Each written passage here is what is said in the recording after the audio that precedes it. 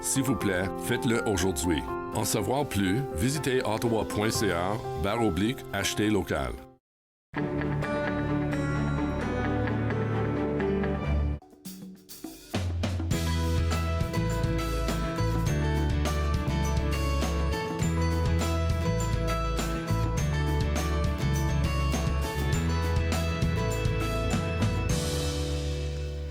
Bonjour et bienvenue entre nous exclusivement sur les ondes de TV Rogers. Je suis Claude Andrea Bonny. Je me ferai un réel plaisir de passer la prochaine heure avec vous. Aujourd'hui à l'émission, je vais avoir l'honneur et le plaisir de discuter avec la première femme diplômée en génie de l'Université d'Ottawa.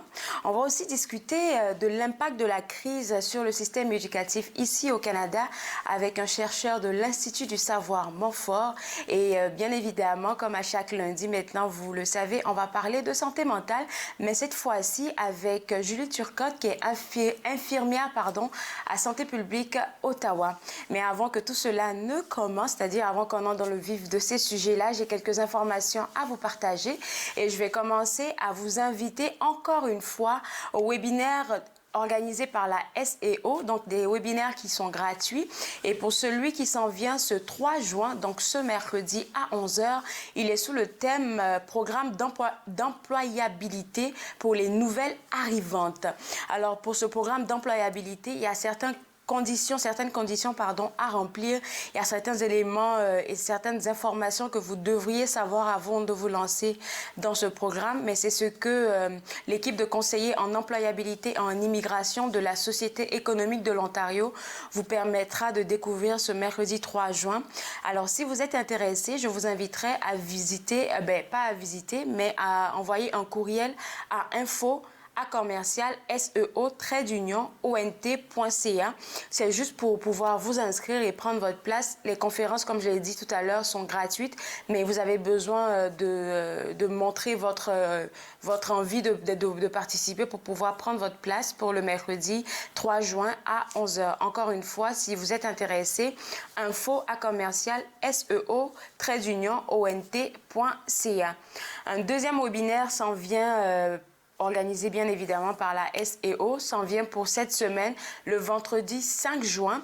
Et là, on va parler plutôt d'opportunités d'emploi dans le nord de l'Ontario. Donc, c'est une légère continuité pour les nouvelles arrivantes. Si vous faites le webinaire pour ce 3 juin qui vous parlera de programme d'employabilité, il faudra aussi, je pense, pour vous autres faire le webinaire du 5 juin, donc le vendredi à 11h, qui est sous le thème opportunités d'emploi au nord de l'Ontario. C'est encore les conseillers en employabilité et en immigration de la Société économique de l'Ontario qui vont vous donner accès aux nombreuses opportunités présentes dans le nord de l'Ontario. Donc, c'est deux webinaires gratuits à ne pas manquer.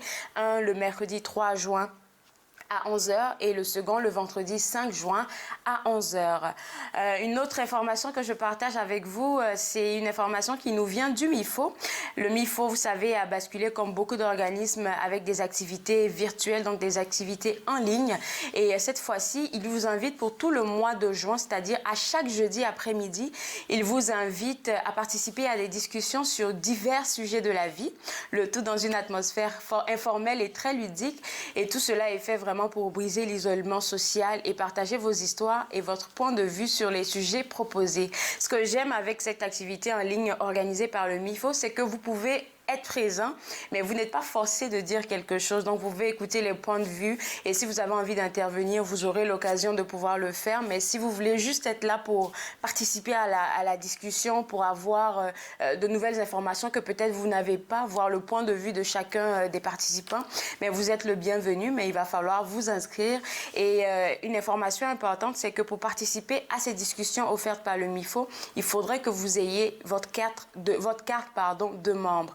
Donc, ça serait important de visiter le www.mifo.ca si vous n'avez pas cette carte de membre là pour savoir déjà comment l'acquérir et en même temps participer à cet événement-là. Ça se passe tout le mois de juin à chaque jeudi après-midi. Le prochain événement et prochaine activité dont je vous parle maintenant, c'est le gala du CAO, donc le Centre d'excellence artistique de l'Ontario. On les a eus il y a, je crois, une semaine. Et puis, ils disaient qu'ils continuaient de faire des activités pour les plus jeunes. Mais le gala, il s'en vient. Et eux aussi, ils ont décidé de le faire en ligne. Donc, le gala s'en vient pour ce jeudi 4 juin prochain à 19h. Et c'est gratuit, c'est virtuel, c'est gratuit. Vous pourrez les suivre sur leur site web ceao.cepo.on.ca ou même sur la page Facebook du Réveil. Je suis pas mal sûre que vous connaissez ce nouveau média francophone qui fait le buzz sur Facebook. Donc, vous aurez la possibilité soit de le suivre sur la page du Réveil ou même sur le ceao.cepo.on.ca. Aujourd'hui à l'émission, je vous ai mentionné qu'on allait parler de beaucoup de choses. On va parler de l'impact de la crise sur le système éducatif. On va aussi parler avec la première femme diplômée en génie de l'Université d'Ottawa. Elle va nous partager ses défis, elle va nous partager en fait toute son histoire. Et juste après la pause, on va parler avec Julie Turcotte, qui est infirmière à Santé publique Ottawa. Elle nous parlera des nouvelles ressources de cet organisme. Vous regardez Entre nous, exclusivement sur les ondes de TV Rogers.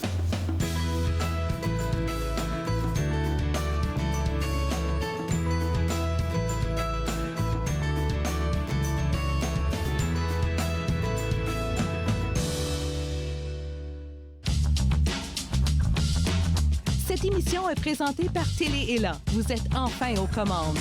Pour en savoir plus, visitez rogers.com.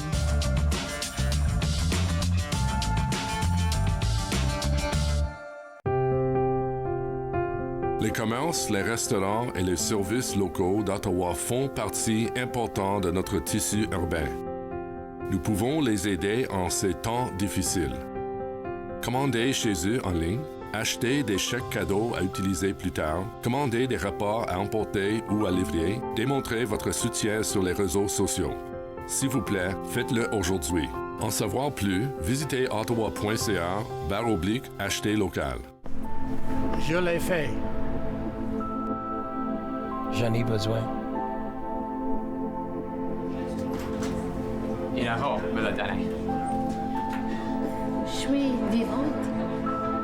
En tant que donneur d'organes, vous pouvez sauver jusqu'à 8 vies et en améliorer autant que 75 autres. S'il vous plaît, visitez notre site web et engagez-vous au cadeau de la vie. Vous serez heureux de l'avoir fait. Merci.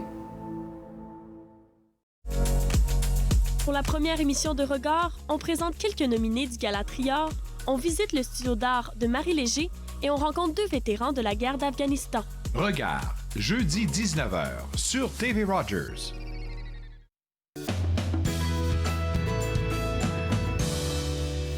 De retour à Entre nous, exclusivement sur les ondes de TV Rogers. On parle maintenant de santé mentale avec Julie Turcotte, infirmière à Santé publique Ottawa. Et je pense que c'est important de rappeler toujours que c'est bon de prendre soin de notre santé mentale. Absolument, Claude-Andrea. Je pense qu'on s'est parlé la dernière fois à la fin du mois d'avril. Et puis, malheureusement, la situation avec la COVID-19 n'a pas changé d'une manière drastique. Alors, c'est vraiment aujourd'hui un bon temps pour faire un rappel qu'il faut vraiment prendre soin de notre santé mentale. Et à Santé publique Ottawa, on a des nouveaux outils pour vous aider. C'est ça. Et puis, quand tu parles de prendre soin de notre santé mentale, c'est pas forcément, ça prend juste, en fait, je veux juste dire que ça prend des petites affaires. Ça peut prendre une marche pour pouvoir prendre soin de notre santé mentale, communiquer avec nos proches, nos parents. Ça aide à avoir une bonne santé mentale. Absolument. La dernière fois que j'étais avec toi, on avait discuté de quelques étapes qu'on peut prendre pour prendre soin de notre santé mentale. Et ça venait du site web que Santé publique Ottawa a créé. Alors, c'est le site web santépubliqueottawa.ca/COVID santé mentale. Alors, ici, on y trouve un point central pour les ressources, les soutiens et les services en santé mentale offerts aux résidents d'Ottawa. Et comme tu viens de dire, des étapes concrètes qu'on peut prendre dès aujourd'hui pour améliorer notre santé mentale. Et ce que j'aime bien, c'est que tu as envoyé certains points, en fait, pour pouvoir informer le public. Et on va parler là maintenant du programme Protéger votre santé mentale que vous avez fait en partenariat avec l'Hôpital Royal d'Ottawa. Et là, il y a différents points que vous touchez, comme par exemple le travail à domicile. Oui, absolument. Alors, sous l'onglet « Protection de votre santé mentale », on a un nouveau programme. Alors, comme vous venez de dire, c'est en partenariat avec l'Hôpital Royal. Puis, c'est vraiment une série d'activités d'éducation, mais encore une fois, on dit d'éducation, mais c'est vraiment des activités concrètes qu'on peut faire pour améliorer notre santé mentale. Alors, un des onglets, c'est relié sur justement le travail à domicile. Alors, comment est-ce qu'on peut protéger notre santé mentale? Par exemple, le travail à domicile, 4 petites astuces que j'ai, c'est premièrement, garder une routine. Deuxièmement, avoir un espace à nous dédié à notre travail. Puis, j'ai pas peur de vous avouer que quand mes 2 gars sont à la maison, des fois, mon espace change de place. Alors, mon troisième point, c'est il faut gérer ses attentes envers notre travail à domicile. Je suis contente de voir qu'il y a plusieurs employeurs dans notre région qui ont démontré énormément de support et flexibilité envers leurs employés. Mais nous-mêmes, nos attentes qu'on a sur nous peuvent des fois nous nuire puis nous causer de l'anxiété parce qu'on attend de nous-mêmes la même éthique de travail qu'on avait lorsqu'on était en bureau. Et puis vraiment, le quatrième astuce, c'est de limiter ses médias. Ça, on en avait parlé la dernière fois. Alors, il faut éviter d'avoir les nouvelles qui jouent comme, tu sais, dans le background, comme on dit, parce que ça peut vraiment nuire à notre travail, mais ça peut aussi nous causer de l'anxiété et du stress quand on entend des mauvaises nouvelles à journée longue. C'est ça. J'aimerais qu'on revienne un tout petit peu sur le troisième point qui était la productivité. C'est important de dire aux gens de ne pas se sentir coupables parce que, comme tu l'as mentionné, maintenant, les employeurs eux-mêmes embarquent pour soutenir les employés, comme quoi pour leur dire mais on sait que vous travaillez de la maison, donc ce que vous ne pouvez pas faire, c'est compréhensible à cette heure. Oui, absolument, absolument. Puis il faut gérer ses attentes parce que nos rôles sont tous mélangés. Alors souvent, on se réveille, on est possiblement en couple, alors on est un partenaire ou on est un parent. Ensuite, on va à la job, puis on est un employé. Ensuite, on revient à la maison et on retrouve nos rôles de parents ou si on est en couple ou d'amis, de filles, etc. Mais présentement, tous ces rôles-là sont mélangés en un. Et ça peut vraiment créer du stress et de l'anxiété chez les gens parce que nos attentes n'étaient pas comme ça avant la COVID-19. On ne s'attendait pas à ce qu'on fasse tout comme on fait présentement. Alors, il faut vraiment se donner un peu d'espace pour vraiment être plus doux avec nous-mêmes, être plus compréhensif, puis aussi demander de l'aide si on en a besoin. C'est ça. Et c'est pour ça que le programme Protéger votre santé mentale, il est mis sur place. Et le deuxième onglet ou le deuxième point de ce programme, c'est la santé mentale et les personnes âgées. Parce que eux, franchement, je pense que c'est bon de prendre soin en ce moment d'eux.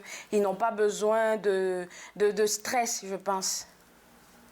Oui, définitivement. Les personnes âgées, premièrement, c'est quand même assez important à dire que il faut pas oublier de rester en contact avec nos personnes âgées dans notre communauté. Souvent, les personnes âgées se trouvent plus isolées à cause de plusieurs raisons rapportées à l'âge.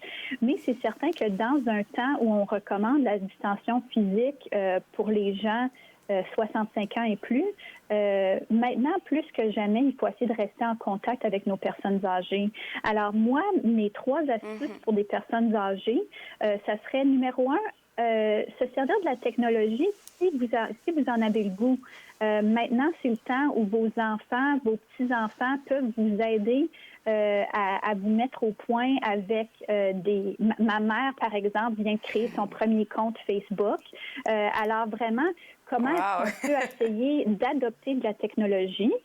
Mais l'autre côté de la médaille, c'est si vous êtes anti-technologie, moi, je vous comprends, on peut quand même employer des modes plus classiques. Alors, envoyer des cartes et des lettres à nos amis, garder le contact, puis essayer de trouver du support dans notre communauté. Alors, moi, quelque chose que je trouve très important, c'est que quand je prends une marche, puis je garde mes distances des autres, quand je vois une personne âgée ou même une personne qui marche seule, je leur dis bonjour et je m'arrête, je leur demande comment ça va. Puis je te dirais 3 fois sur 5, la personne veut faire un petit peu de jasette pour quelques minutes. Alors vraiment, trouver les moments où dans notre société, on peut garder contact avec les autres. Puis quand on voit une personne âgée, de ne pas les oublier et vraiment de leur dire bonjour.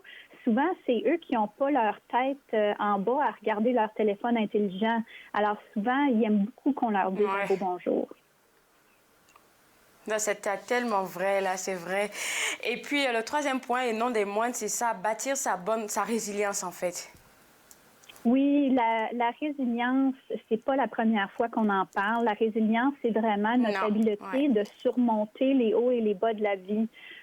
Pour certaines personnes, je suis certaine que les 2 derniers mois, c'est vraiment des montagnes russes. Des fois, on a un haut, on ne sait pas pourquoi. Des fois, on a un bas, on ne sait pas pourquoi.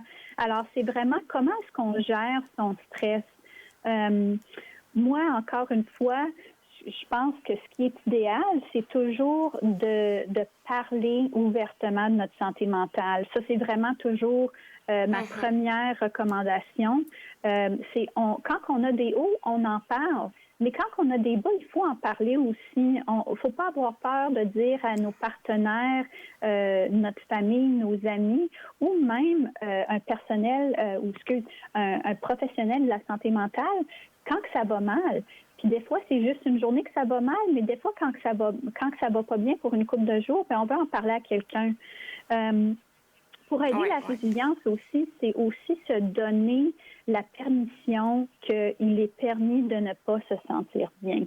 Vraiment, en anglais, on voit souvent, je vois souvent des différents posts sur des médias sociaux, « It's okay not to be okay ». Alors vraiment, la même chose s'applique en français. On se donne la permission de ne pas se sentir bien. Et juste le fait d'accepter cette réalité-là, juste le fait d'accepter la réalité, souvent peut nous donner beaucoup de soulagement et peut aider notre morale et ainsi notre résilience. Et puis, c'est pour ça qu'il y a plusieurs services qui sont offerts gratuitement conjointement avec d'autres organismes, bien évidemment, par Santé publique Ottawa. Et aujourd'hui, tu voulais nous mentionner 2 d'entre eux. Le premier, en fait, c'est Counseling on Connect. Tu peux nous expliquer comment ça fonctionne? Oui, absolument. Alors, Counseling on Connect, c'est disponible en ligne. Counseling on Connect, ça permet d'accéder gratuitement des séances de counseling par téléphone ou par appel vidéo le jour même ou le lendemain. Alors, encore une fois, ça, c'est un nouveau programme qui a été mis au point par plusieurs partenaires, mais au total, il y a 13 services de counseling qui ont uni leurs forces pour donner accès aux résidents d'Ottawa des services de counseling le jour même ou le lendemain, en anglais et en français. Et moi, je pense que ce qui est très clé, c'est que c'est le jour même ou le lendemain. Alors, je dis souvent, si, mettons, on ne dort pas un soir parce qu'on a des inquiétudes, quand que ça fait un soir, quand que ça fait 2 soirs, quand que ça nous chicote, c'est le temps d'appeler quelqu'un. Alors, encore une fois, Counseling on Connect, le site web est disponible sous notre onglet de ressources sur notre page web. Alors, vraiment, un bon service. Et moi, je suis très excitée qu'il y ait un appel vidéo parce que moi, souvent, je suis gênée sur vidéo, mais il y a plusieurs personnes qui aiment beaucoup, beaucoup le vidéo. Alors, c'est très bien qu'ils offrent les 2 options. Oui, et celui-là, il est accessible comme 24 heures sur 24, de 8 à 4. C'est quoi les heures? Très bonne question. Alors, pour 24 heures sur 24, je recommanderais encore des lignes de crise. Mais pour counseling, c'est certain qu'on peut aller sur counselingconnect.org et ce qu'ils vont faire, c'est qu'ils vont soit vous diriger vers un service qui est présentement ouvert ou ils vont prendre un rendez-vous pour le lendemain. Alors, encore une fois, si c'est une crise, on veut appeler un service de crise, comme par exemple la ligne de crise de santé mentale d'Ottawa.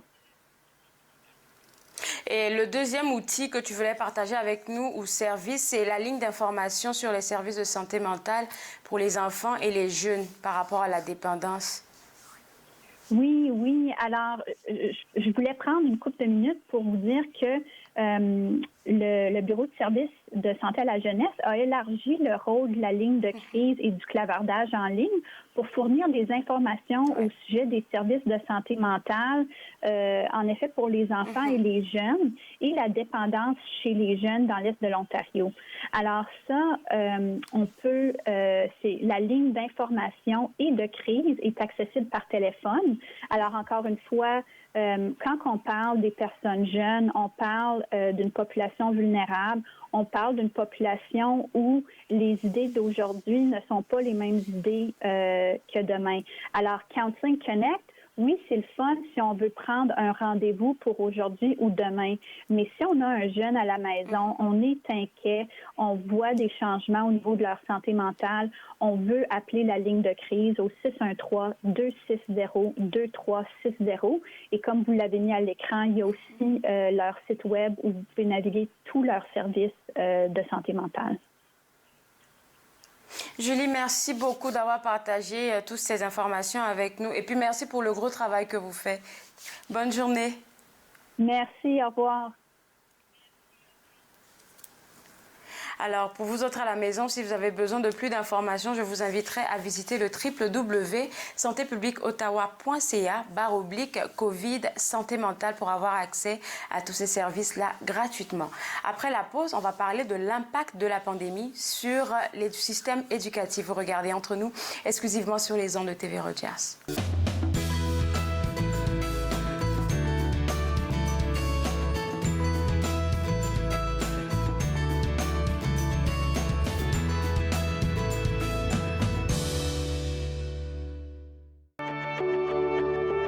Voici les ressources disponibles durant la crise du coronavirus dans la grande région d'Ottawa.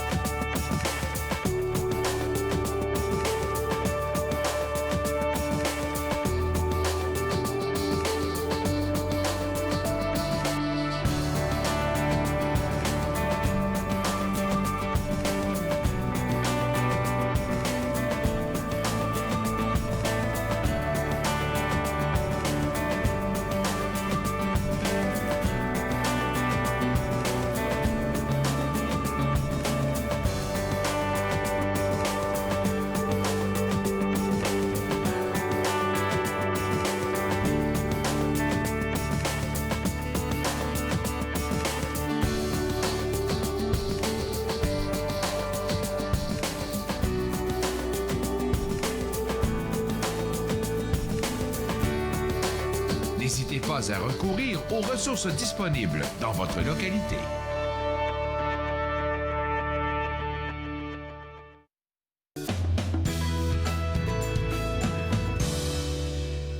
De retour Entre nous exclusivement sur les ondes de TV Rogers. Comment assurer la poursuite des apprentissages des étudiants en ces temps de pandémie? C'est la question à laquelle M. Dion va répondre. Il est chercheur à l'Institut du savoir à Montfort. Et puis, j'aimerais qu'on revienne sur notre discussion d'il y a 2 mois pour dire que le système éducatif a vraiment changé depuis que la crise a commencé. Ah oui, tout à fait. Écoutez, c'est sûr que ce qu'on vit présentement, c'est totalement inusité. On n'a jamais vraiment vécu cela. J'ai fait quelques recherches pour voir si dans d'autres systèmes éducatifs, on avait des comparables. Donc, des événements, par exemple, des éruptions volcaniques, des tsunamis, etc. Puis vous savez quoi? Ouais. Il y a très, très peu de recherches, en fait, sur les impacts qu'ont pu avoir ce genre d'événements-là sur le parcours scolaire des enfants. Donc, on sait, par exemple, il y a plein d'études qui vont nous renseigner sur le phénomène des décrocheurs, par exemple. Donc, des enfants, des adolescents qui vont quitter l'école pendant une certaine période de temps et qui vont revenir. Oui. Ça, on a ce genre de données-là. Mais des données massives, donc sur des cohortes complètes d'enfants ou d'adolescents qui sont interrompus dans leur scolarité pendant de longues périodes de temps, on a très, très peu de données scientifiques sur cette question-là. Donc, tout est à bâtir, tout est à faire au fur et à mesure. Vous me direz que nos vies ont passablement changé depuis 2 mois et demi. Donc, le milieu de la recherche doit aussi s'adapter à cette situation-là. Et je pense que ce soit pour les apprenants, les parents même qui sont inclus dans tout ce processus-là et les professeurs, ils ont dû s'ajuster, que ce soit à l'élémentaire ou même à l'université. Là, forcément, ils ont trouvé des voies et moyens pour pouvoir continuer d'alimenter ces enfants-là dans le système éducatif. Mais là, on s'entend que la rentrée en septembre, elle ne sera pas la même que ce qu'on a l'habitude de voir à tous les jours. Absolument. Je pense que la prochaine rentrée scolaire en septembre, ça va être vraiment une rentrée totalement exceptionnelle qui va comporter aussi son lot de défis parce que pour certains enfants, là, il faut avoir en tête que c'est quasi une demi-année qu'ils vont avoir raté. Hein, si on part du fait que l'école a été interrompue à partir à peu près de la mi-mars. Donc, ça nous laisse avril, mai, juin, juillet, août, donc 5 mois et demi où certains enfants n'auront pas été à l'école. Donc, si vous parlez avec des enseignants du primaire et du secondaire, ils vous diront que les mois d'été, donc, il y a une certaine, une certaine perte au niveau des apprentissages, c'est-à-dire que quand les enfants retournent à l'école en septembre, il faut faire un peu de révision, il faut revenir sur certains apprentissages parce que, avec la période d'été, les 7 ou 8 semaines de congé, certains enfants, en fait, ont oublié ou les apprentissages qui n'étaient pas, étaient pas très, très solidement ancrés. Avec le passage des 8 semaines, disons que ça s'est un peu atténué. Et là, donc, ce qu'on va observer, ce sont des enfants qui ont raté l'école, non pas pendant 2 mois, mais pendant quasi 5 mois, 6 mois. Donc, ça veut dire que la rentrée ne pourra pas se faire de façon habituelle, c'est-à-dire que on ne pourra pas juste dire, écoutez, on va prendre 2 ou 3 semaines, on va faire un peu de révision, et puis, parce qu'il y a quand on fait de la révision, ça veut donc dire que les apprentissages ont déjà été faits. Il y a déjà eu des activités d'enseignement. Été fait, oui. N'est-ce pas? Et là, on revient sur ces activités-là, donc on ne repart pas à zéro. Parfois, quand on dit que les enfants ont oublié, ils ont oublié un certain nombre de choses, mais ils n'ont pas tout oublié non plus. Mais là, il y a des enfants, il y a des adolescents, ceux qui n'auront pas été à l'école, disons, de façon plus assidue, à ce moment-là, il y a des apprentissages qui n'auront pas été faits. Et donc là, il faudra pas faire juste de la révision, mais il faudra véritablement leur faire apprendre les contenus qui ont été quelque peu ratés. Ça, c'est le premier aspect. Le deuxième aspect, si vous permettez, c'est qu'il risque d'y avoir une très grande disparité entre les enfants. Donc, il y a des mécanismes qui ont été mis en place, hein, autant au Québec qu'en Ontario, donc des enseignants qui font un peu l'école à distance avec les moyens technologiques et tout ça. Mais dans tous les cas, c'est demeuré quand même... et là, dans le discours, ça a été un peu... ça n'a pas toujours été très limpide, à savoir si c'était obligatoire, facultatif. Au début, c'était plutôt facultatif. Au fur et à mesure, ça devenait de plus en plus obligatoire. Donc, mais la résultante de ça, c'est qu'il va y avoir des enfants qui vont avoir fait tous les travaux demandés par les enseignants. D'autres vont les avoir fait à peu près, et d'autres, probablement, ne les auront pas fait du tout. Donc, on va se ramasser avec une très, très grande disparité en septembre prochain.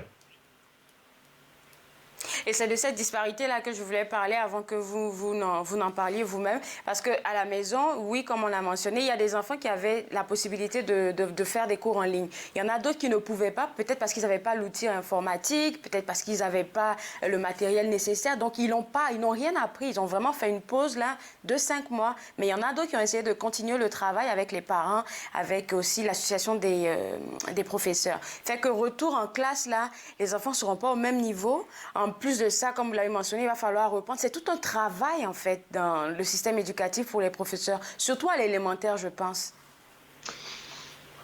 Oui, et en même temps, je vous dirais que peut-être que les enfants vont avoir fait des apprentissages pendant ces 4, 5, 6 mois-là, mais ne seront pas les apprentissages qu'ils auraient, entre guillemets, dû faire à l'école.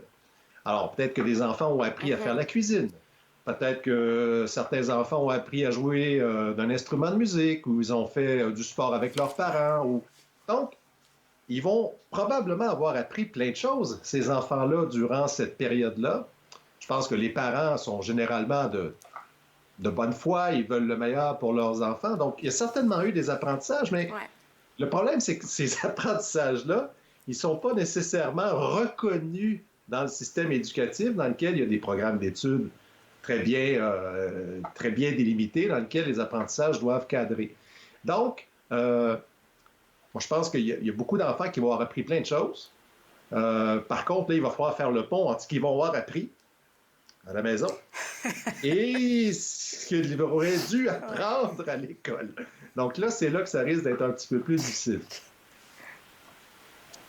Là, on parle plutôt des enfants. Et si on basculait de votre côté, c'est-à-dire le côté universitaire, j'ai cru entendre, en tout cas, j'ai eu la confirmation de quelqu'un pour son programme en septembre, tout le premier semestre va se faire en ligne. Et ça aussi, c'est un gros défi, que ce soit pour les professeurs et les apprenants. Oui, absolument. On a eu la confirmation il y a déjà plusieurs jours de ça, à l'effet que donc la session d'automne, vous avez tout à fait raison, était pour se dérouler dans une modalité à distance, donc pour réduire en fait les interactions sur le campus.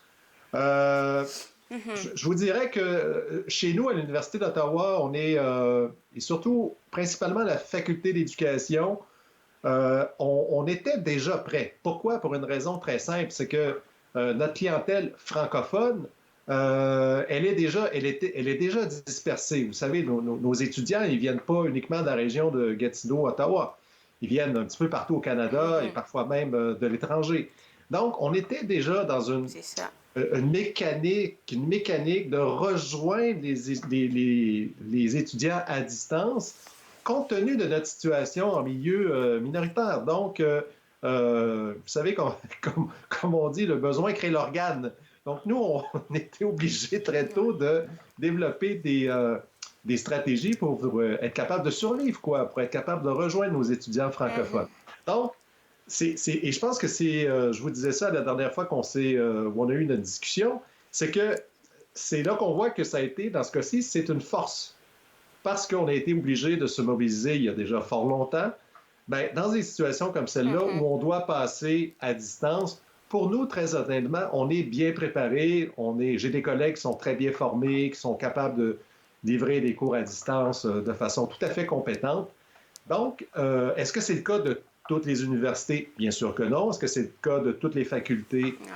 Bien sûr que non aussi, parce que, il y a certaines facultés. Je regarde par exemple à la faculté de médecine. Il y a certains cours, il y a certains apprentissages où ça doit se faire dans des environnements où il y a du matériel, où il y a de l'expérimentation, où il y a des manipulations. Donc, dans ce cas-là, évidemment, ça pose un certain nombre de défis. Et puis moi-même, là, quand j'ai appris la nouvelle par rapport aux cours en ligne, je suis issue de l'immigration. J'ai tout de suite pensé à ceux qui avaient appliqué pour venir étudier à l'Université d'Ottawa. Je vais prendre votre université. Et puis, eux, ils seront appelés à faire des cours en ligne. Déjà, il y a le fuseau horaire, il y a le fonctionnement de différentes plateformes que vous avez à l'Université d'Ottawa. Mais moi-même étant ici, quand je suis arrivée au Canada, ça m'a pris 1 mois pour comprendre comment ça fonctionnait. Donc, j'imagine un peu ceux qui sont à l'étranger. Est-ce que vous auriez des stratégies à partager à vos collègues professeurs pour pouvoir mieux outiller ces étudiants qui sont à l'étranger, là, par exemple? Oui, pour ces questions-là, j'aurais probablement des collègues qui seraient beaucoup plus compétents que moi pour en parler. Mais vous savez, ce Ce qu'on sait, c'est que, par exemple, il faut établir des contacts le plus possible personnels avec les étudiants. Donc, d'envoyer des courriels ou d'avoir des conversations comme on a ce matin tous les deux.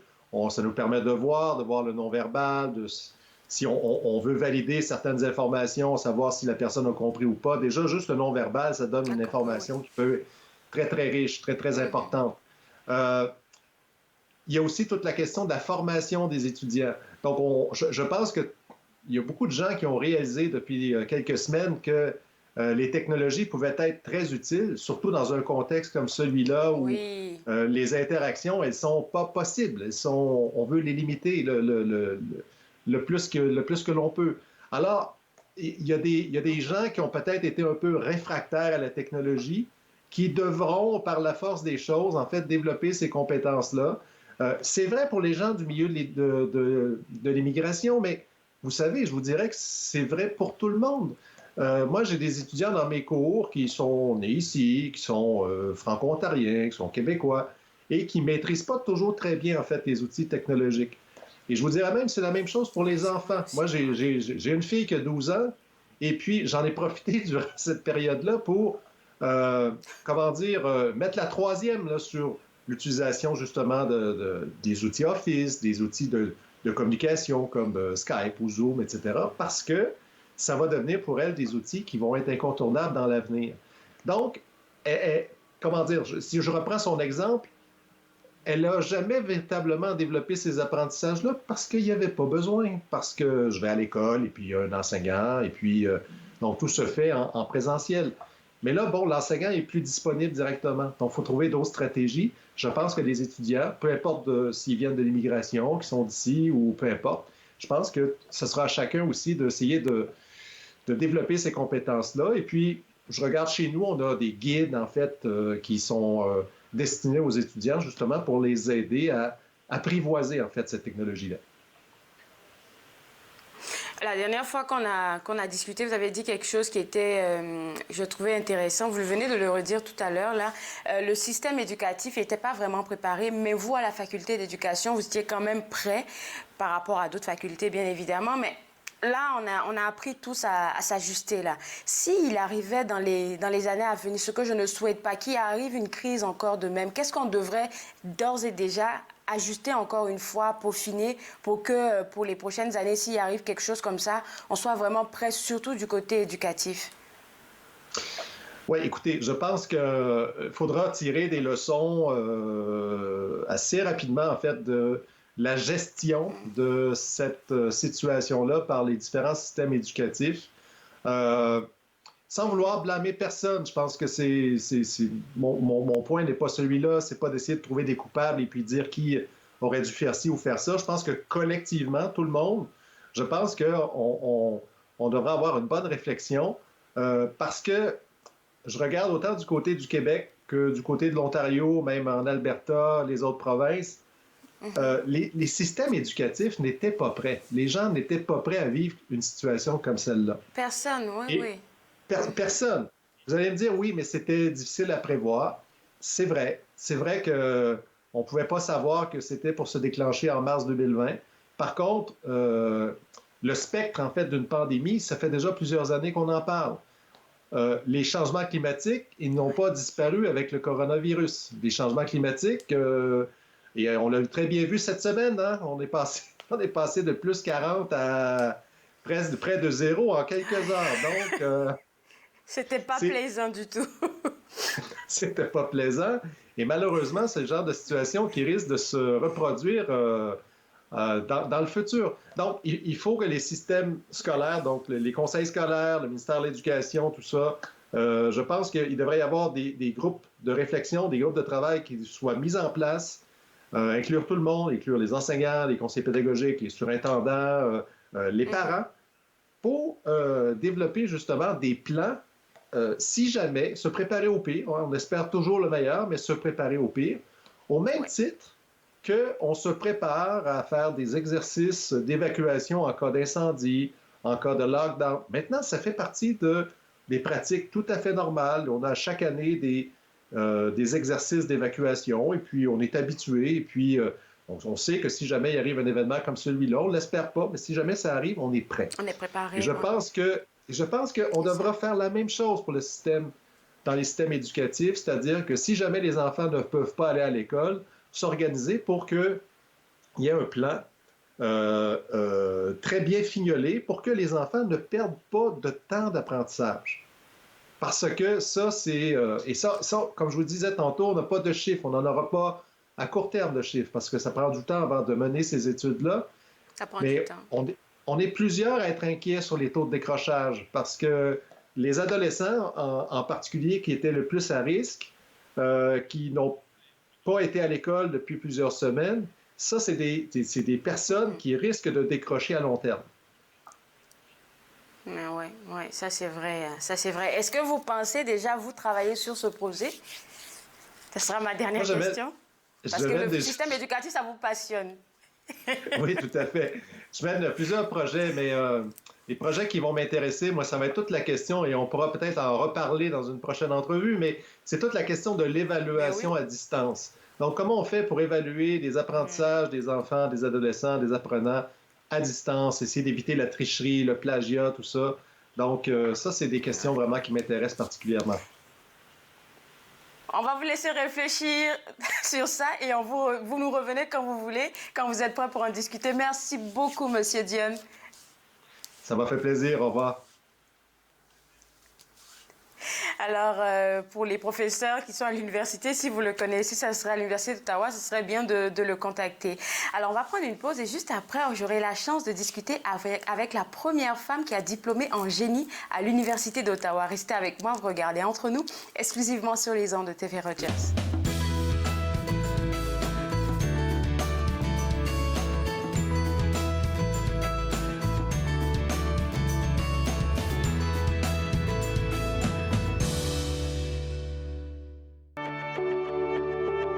Voici les ressources disponibles durant la crise du coronavirus dans la grande région d'Ottawa.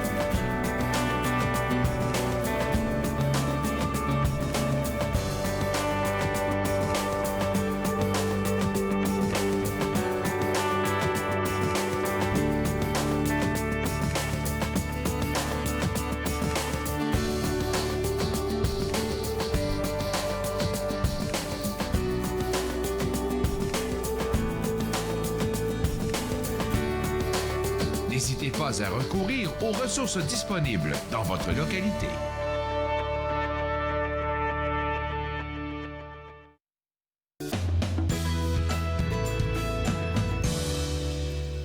De retour à Entre nous exclusivement sur les ondes de TV Rogers. Je parle maintenant avec une pionnière, la pionnière canadienne en génie, une des pionnières en tout cas, Monique Fries, qui va nous partager son expérience personnelle. Ça me fait vraiment tellement plaisir de vous parler parce que dans les années, je pense, 80, c'était pas facile d'entrer dans le domaine que vous avez pris. Oui, bonjour. C'était en fait dans les années 60, donc c'est encore... C'était encore plus rare dans ce temps-là. J'étais la première femme à l'Université d'Ottawa qui a, disons, qui est entrée dans l'école de génie puis qui a fini son diplôme. Et puis quand vous avez décidé déjà même de rentrer en génie, ça a été quoi la réaction de vos proches? Par vos proches, je pense déjà à vos parents. Oui, déjà, mes parents étaient pas très contents de ça parce que mon père disait tu trouveras pas de position, de job quand tu auras fini et tout ça. Et mais quand même, moi, je croyais qu'il y aurait un bel avenir. Et puis de toute façon, c'était ce que je voulais faire, donc il n'y avait pas d'autre choix là, pour moi. C'était ça, donc j'allais le faire quand même. Et si vous partagez avec nous votre expérience universitaire? Ben, j'ai eu l'influence d'un jeune homme dans l'école de génie qui m'a encouragée absolument à poursuivre cette carrière. Donc, ça a été plus facile d'avoir au moins le soutien de ce jeune homme et puis d'autres amis. Et puis là, vous êtes rendu à l'université. Vous étiez combien de femmes dans votre cohorte? Alors, il n'y en avait pas du tout. J'étais la première et je pense que c'est seulement 2 ans après moi qu'il y a eu une autre femme. Ça a été très, très rare, malgré qu'aujourd'hui, c'est un peu différent, là, mais c'est quand même pas aussi plein de femmes qu'on voudrait, mais il y en avait quand même. Il y en a quand même peut-être 20%. Mais moi, j'étais toute seule. Et puis, comment vous avez vécu cette expérience-là, d'être la seule femme parmi tous ces hommes? Comment vous avez pu trouver votre place? Oui, en fait, il y avait plusieurs différents sentiments. Premièrement, j'étais fière de moi de vouloir faire quelque chose qui était différent pour les femmes. J'étais quand même fière de faire du génie électrique, mais aussi, je me sentais différente des autres de la classe. Donc, je me disais, qu'est-ce que je fais là? Mais d'un autre côté, j'ai voulu poursuivre jusqu'au bout parce que c'était un idéal, c'était un objectif. Mais c'est sûr que j'étais isolée parfois, malgré que dans ma classe, il y avait des jeunes qui étaient comme des frères, vraiment plus chaleureux, d'autres qui étaient moins, naturellement, mais... les professeurs étaient comme confus. Qu'est-ce qu'elle fait là, cette femme-là? On n'a jamais eu de femme avant. Un professeur disait « Good morning, gentlemen, oh, and lady », parce qu'il n'était pas habitué. Mais ça a bien été. J'ai fini avec succès. C'est ça, vous avez fini avec succès, vous avez eu votre diplôme. Comment s'est faite la transition de l'école, là, l'université, quand vous avez terminé, à votre travail, votre environnement de travail? Oui, le premier travail était très décevant. C'était une grosse compagnie de téléphone à Montréal. Et c'était très ennuyant. On n'avait presque pas de travail à faire parce que la compagnie voulait embaucher beaucoup de jeunes gradués pour voir si on allait quand même faire des choses intéressantes pour eux. Donc, il n'y avait pas beaucoup de travail, puis je m'ennuyais beaucoup. Donc, j'ai fait la demande presque tout de suite après pour faire des études de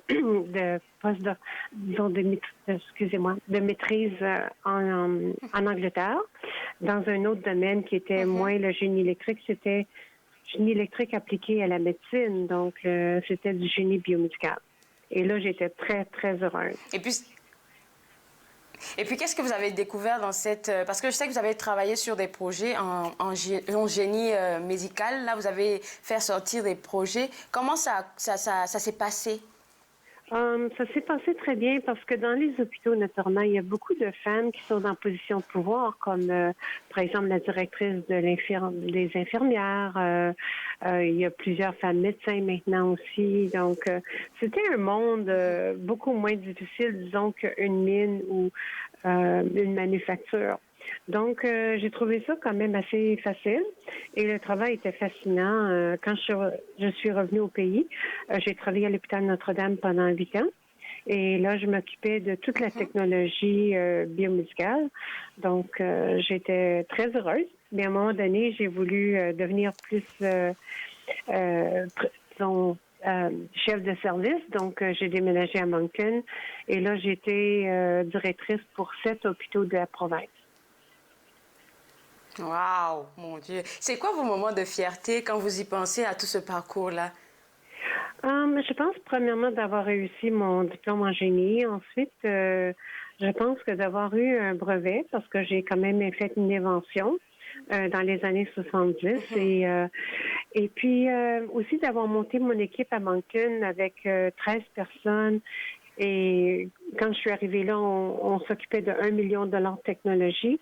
Et quand j'ai quitté pour prendre une position de professeur en 1989, on avait 40 millions d'équipements sous notre responsabilité. Donc, j'étais quand même... c'était intéressant comme travail. J'avais une bonne équipe.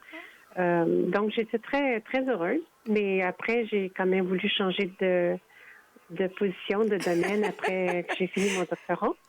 Et c'était l'université qui m'attirait là pour partager mes connaissances avec les jeunes étudiants à l'université. J'aimerais qu'on revienne un tout petit peu en arrière. Vous avez mentionné que vous avez fait une invention. De quelle invention il s'agit? Oui, c'est parce que dans les hôpitaux, quand il y a des chirurgies, les chirurgiens utilisent un courant électrique pour couper. Ils ne coupent pas avec un couteau, souvent c'est avec le couteau électronique. Et parfois, il y avait, souvent, enfin, même souvent, il y avait des brûlures aux patients et aux médecins. Donc, j'ai inventé une électrode pour des patients qui allait prévenir ce genre de problème-là. Mais malgré que j'ai eu le brevet, il n'y a pas de compagnie qui était assez brave pour les manufacturer. Donc, c'est quand même, j'étais quand même fière de l'avoir fait, d'avoir étudié ça. Mais disons que ça n'a pas tourné comme produit industriel. Et jusqu'à date, est-ce que vous pensez que ce produit-là, il peut pas être comme utilisé? Est-ce que vous avez essayé de le je pense que les compagnies ont fait beaucoup de progrès de ce côté-là, mais maintenant, c'est parce que comme professeur depuis 20 ans, j'ai travaillé sur les bébés aux soins intensifs et j'ai développé des systèmes qui allaient aider les médecins et les parents à prendre des bonnes décisions, à avoir plus d'informations sur les bébés qui sont aux soins intensifs. Donc, maintenant, je suis presque au point de faire un transfert de technologie à l'industrie. Et donc, c'est celui-ci, ce projet-ci, qui m'a occupée, disons, depuis une vingtaine d'années et pour lequel, maintenant, je veux poursuivre assez rapidement là, l'évaluation clinique et puis espérant que l'industrie va s'intéresser à ce produit-là pour aider les bébés, les parents et les médecins. Hormis ce brevet-là qui n'est pas arrivé à maturité, est-ce qu'il y a d'autres difficultés que vous avez rencontrées quand vous avez commencé à exercer? Oui, bien sûr, parce qu'à un moment donné, quand j'étais à Notre-Dame depuis à peu près 5 ou 6 ans, il y a eu un poste qui s'est ouvert dans un hôpital anglophone et qui était parfait pour moi. C'était chef de service dans ce domaine-là. Et j'étais la seule qui avait les qualifications pour la position. On m'a dit, le vice-président m'a dit. Malheureusement, malgré que j'étais la seule qui avait les qualifications pour ça, le président de cet hôpital a donné la position à un homme qui était absolument pas qualifié. Il n'y avait pas du tout les qualifications nécessaires. Donc ça m'a déçu beaucoup et je me suis dit, bon, ben lui, il n'aime pas les femmes, mais parce que c'était sûrement ça, hein, parce que l'homme, lui, à part d'être homme, il n'y avait aucun de toutes les demandes de qualification de la position et que moi, j'avais le nombre d'années d'expérience, j'avais la maîtrise dans le domaine, j'avais tout ce qu'il fallait. Mais d'un autre côté, c'est arrivé une deuxième fois aussi à Ottawa, un autre hôpital, où ils ont choisi encore quelqu'un qui avait aucune qualification. J'aurais pu poursuivre, mais à ce moment-là, c'est pas une très bonne idée de faire ça. Parce qu'on rentre, disons, dans un milieu qui ne voulait pas nous avoir au début, et aussi, même si on gagne avec la cour et tout, c'est pas une atmosphère plaisante. Donc, je me suis attendue d'avoir une autre chance, une opportunité que j'ai eue à Moncton, disons, 2 ans plus tard. Donc, tout s'est bien fini, malgré que ça m'est resté quand même un peu un goût amer de ce qui pouvait arriver aux femmes qualifiées, alors que des hommes non qualifiés pouvaient avoir les positions. Et puis là, tout ce dont on a parlé tantôt, là, ça se trouve dans votre autobiographie que vous avez fait paraître aux presses de l'Université d'Ottawa. Quand on voit à l'écran, je suis pas mal sûre que les femmes en génie, là, si elles prennent votre livre, elles auront beaucoup de force pour continuer parce que c'est pas un métier facile.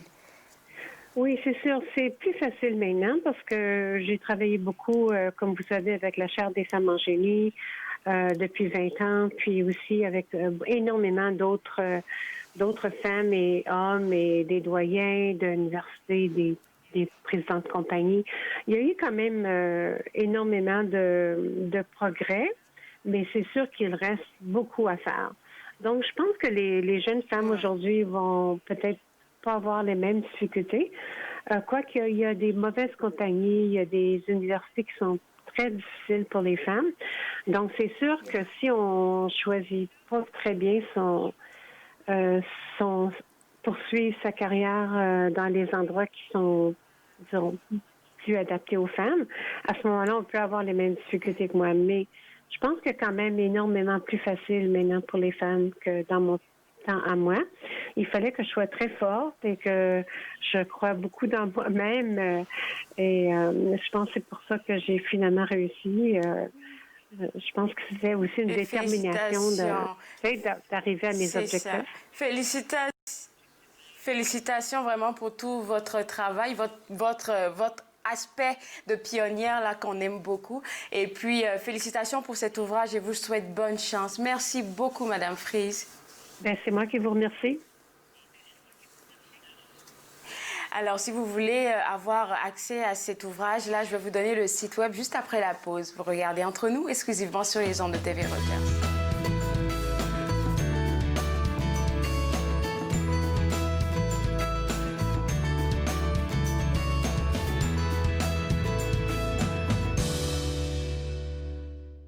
Bonjour, ici Jim Watson. J'aimerais prendre un moment pour remercier tous les travailleurs de première ligne qui continuent de mettre leur vie à risque lors de cette pandémie. Le travail héroïque de nos professionnels de la santé et des premiers intervenants est remarquable. Je suis reconnaissant aux gens qui abandonnent le temps avec la famille pour aider ceux qui l'ont besoin. Je suis reconnaissant pour les gens qui ont été appelés à rester à leur poste pour fournir des biens et des services qui sont essentiels à nos vies. On ne pourrait pas le faire sans vous. Merci beaucoup.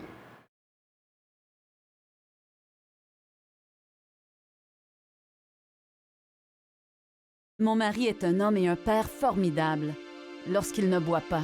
Cela me dérange vraiment que mon mari choisisse l'alcool plutôt que nous. S'il nous aimait, il cesserait de boire, non? Ma conseillère m'a suggéré d'essayer Alanon. Je ne comprenais pas pourquoi, mais je suis heureuse d'y être allée. Êtes-vous préoccupé par la consommation d'alcool d'une autre personne? Vous n'êtes pas seul. Alanon ou Alatine peut vous aider. 1-888-4-ALANON ou visitez alanon.org. À la prochaine émission de Suivez-moi, on découvre les plateformes sociales de l'humoriste Renzel Dashington, lauréat du prix Impact du dernier gala Dynastie. Suivez-moi, jeudi 20h sur TV Rogers. De retour entre nous exclusivement sur les ondes de TV Rogers. On a parlé avec Monique Fries tout à l'heure de son ouvrage que vous voyez à l'écran. Et cet ouvrage-là, vous pouvez l'avoir en visitant le www.presseyouottawa.ca. Et puis, ils se feront le plaisir de vous le faire livrer à la maison. On a aussi parlé avec Julie Turcotte de Santé publique Ottawa et elle nous parlait des nouveaux éléments ou des nouveaux services que Santé publique Ottawa a mis en ligne pour vous autres. Alors, si vous voulez avoir plus d'informations et pourquoi pas avoir accès à ces services, ça sera à santépubliqueottawa.ca/COVID santé mentale et il y a plusieurs services qui sont offerts là-bas. Vous aurez les numéros de la ligne de crise si vous en avez besoin et aussi le lien pour avoir des consultations counseling et tout ça c'est fait gratuitement. Alors pourquoi ne pas en profiter? En début d'émission, je vous parlais d'un webinaire qui s'en vient organisé par la SEO et là on va parler des programmes d'employabilité pour les nouvelles arrivantes. Si vous avez envie de participer, vous envoyez juste un courriel à info@ @seo-ont.ca. Alors moi, je me suis fait le plaisir de passer cette heure avec vous. Je vous garde avec moi pour cette semaine. Il y a beaucoup de choses qui vont se passer et on se voit demain. Au revoir.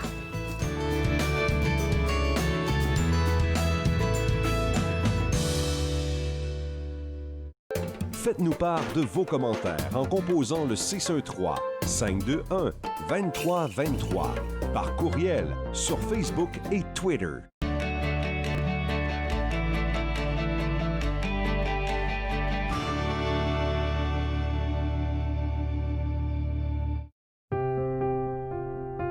Les commerces, les restaurants et les services locaux d'Ottawa font partie importante de notre tissu urbain. Nous pouvons les aider en ces temps difficiles. Commandez chez eux en ligne, achetez des chèques cadeaux à utiliser plus tard, commandez des repas à emporter ou à livrer, démontrez votre soutien sur les réseaux sociaux. S'il vous plaît, faites-le aujourd'hui. En savoir plus, visitez ottawa.ca/acheter local. I'm Mallory, and I was walking home one night when an impaired driver hit me. He had been overserved in 2 bars before getting behind the wheel. If the servers would have called him a cab instead of serving him more alcohol, my life would be the same as what it used to be. I think servers play the biggest role in keeping us safe because it's up to them what state the person's in when they leave.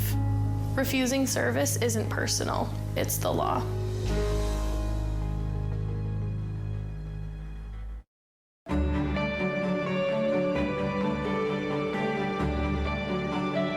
Vous regardez TV Rogers, Ottawa.